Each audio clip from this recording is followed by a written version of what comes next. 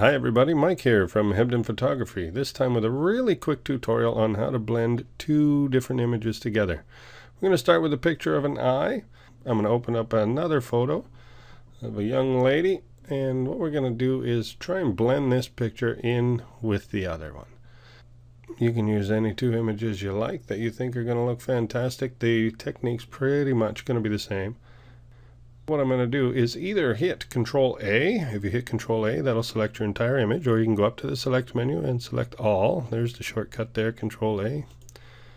Now we could go to Edit or hit Control C, which we can see right here, to copy that image. Back into the eye, which we had open earlier, and you could hit Control V, or under the Edit menu, go to Paste. And there we are, we've pasted our image in. You look over here on the layers, we can see we still have our eye, and now we have the new picture.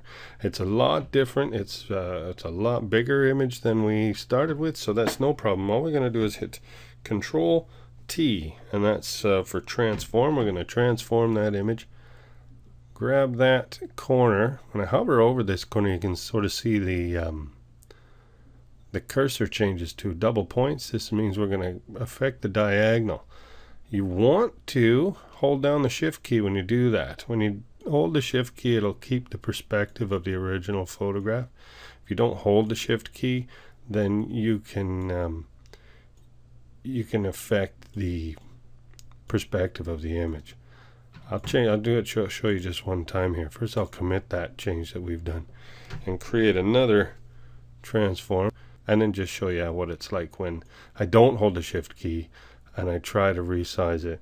This you can end up with, see how I can squish it or widen it, and you might want that for some things, but for a picture of somebody's face, definitely I'm not doing her any favors by doing that. So now again, I'll just resize this.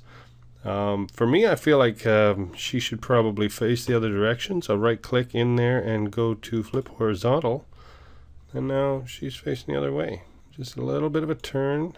By grabbing beside, you see the arrow changes, the cursor changes to this arrow. That means whenever I click and drag, the photo is going to rotate right around this pin. The neat thing about this pin is you can move it wherever you like. So if you think you got the eye in the perfect spot, then you just put that pin over the eye, and the picture will now rotate right around that eye, which is really, really cool. Okay, so I'm going to commit that, and now we have a picture of this lovely girl right in the middle of the eye. It doesn't look perfect yet, but if we mask it out by going down to the Add Layer Mask button and clicking that, it adds a mask right on top of the layer. If we then go all the way over to the other side here and pick our brush tool, make sure that we have black as our foreground color. We'll paint at 100% opacity right over her face. Nice soft brush. If you look at my brush settings here, 1%, okay, take it all the way down to 0 even. Nice soft brush, and what I want to do is just paint her out. You can see over here that I'm painting on this layer mask.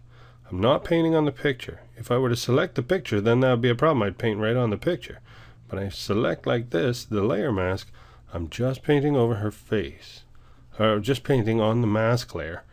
I'm putting it over her face. Now, here's where the magic happens. Control I. Hit Control I. That'll invert that mask, and now that's all we see is her face. Fantastic, isn't it? Now if I keep painting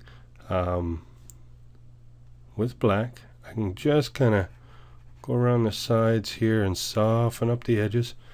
Maybe change the opacity down to, it was 30 some odd %, and I can paint over here just to kind of darken up, soften the photo just a little bit, and maybe grab the opacity slider, drag it down a little. There we are. Look at that. Nothing wrong with that image at all.